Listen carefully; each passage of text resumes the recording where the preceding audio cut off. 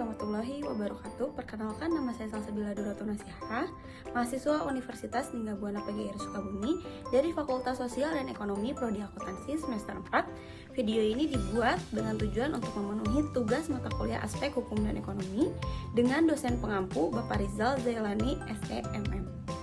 Di sini saya akan menjelaskan tentang hukum perusahaan. Yang pertama, itu ada definisi hukum perusahaan. Hukum perusahaan adalah cabang hukum yang mengatur segala aspek pendirian, operasional, dan pembubaran suatu perusahaan, termasuk hak dan kewajiban pemilik, hubungan dengan pihak ketiga, serta regulasi yang harus dipatuhi dalam dunia bisnis. Hukum perusahaan memberikan kepastian hukum bagi pelaku usaha, melindungi hak dan kewajiban semua pihak yang terlibat, menciptakan lingkungan bisnis yang transparan dan adil, serta mencegah dan menyelesaikan sengketa yang mungkin terjadi dalam aktivitas perusahaan. Yang kedua, ada dasar hukum perusahaan di Indonesia. Yang pertama, itu ada KUH Perdata dan KUH Dagang. KUH Perdata mengatur aspek hukum perdata dalam perusahaan seperti perjanjian dan tanggung jawab. Perdata, sedangkan KUH Dagang mengatur aspek hukum perdagangan termasuk transaksi bisnis dan ketentuan dagang lainnya. Yang kedua ada Undang-Undang Nomor 40 2007 tentang Perseroan Terbatas atau PT, mengatur pendirian, struktur, pengelolaan, hak dan kewajiban pemegang saham serta aspek hukum lain yang berkaitan dengan perseroan terbatas di Indonesia.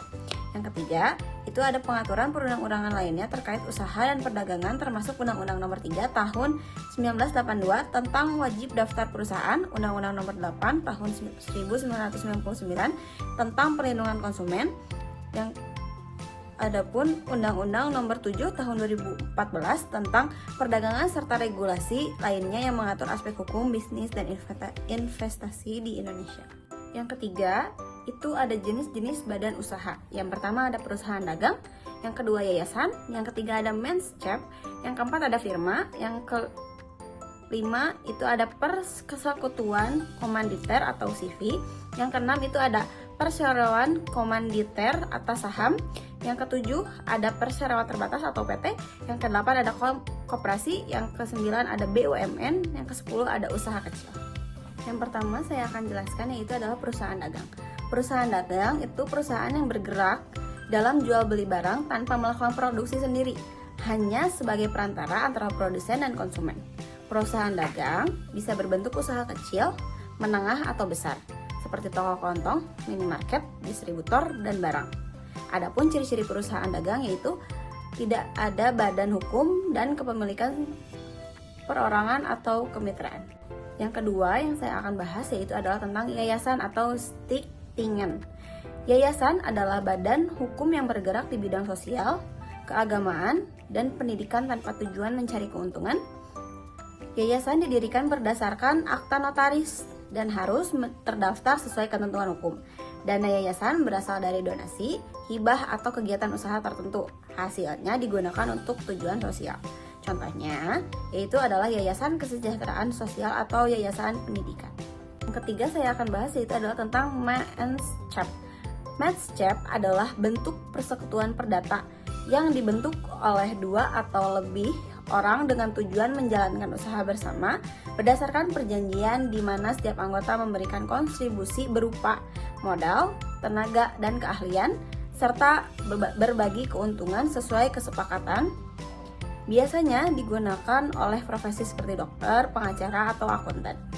Yang keempat itu ada firma atau bisa disebut juga Financial Order Firma atau VOV.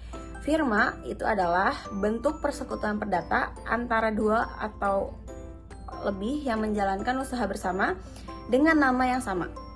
Setiap sekutu dalam firma memiliki tanggung jawab penuh terhadap seluruh kewajiban dan hutang perusahaan, sehingga aset pribadi mereka dapat digunakan untuk menutup kerugian perusahaan. Yang kelima itu ada firma komanditer atau CV. Firma komanditer adalah bentuk persekutuan komanditer yang terdiri dari sekutu aktif atau pengelola yang bertanggung jawab penuh atas operasional dan utang perusahaan, serta sekutu pasif penyedia modal yang hanya menyertakan modal tanpa ikut serta dalam pengelolaan yang memiliki tanggung jawab terbatas. Yang keenam yang saya akan bahas yaitu adalah perseroan komanditer atas saham. Perseroan komanditer atas saham adalah bentuk persekutuan komanditer yang modalnya terbagi dalam bentuk saham. Pemegang saham memiliki tanggung jawab terbatas sesuai dengan nilai saham yang dimiliki, sehingga memberikan perlindungan lebih dibandingkan sekutu aktif dalam CV biasa. Yang ketujuh yang saya akan bahas yaitu perseroan terbatas atau PT. Perseroan terbatas atau PT adalah badan hukum yang modalnya terdiri dari saham, di mana kepemilikannya itu dapat berpindah tangan dengan mudah. Pemegang saham memiliki tanggung jawab terbatas sesuai dengan jumlah saham yang dimiliki.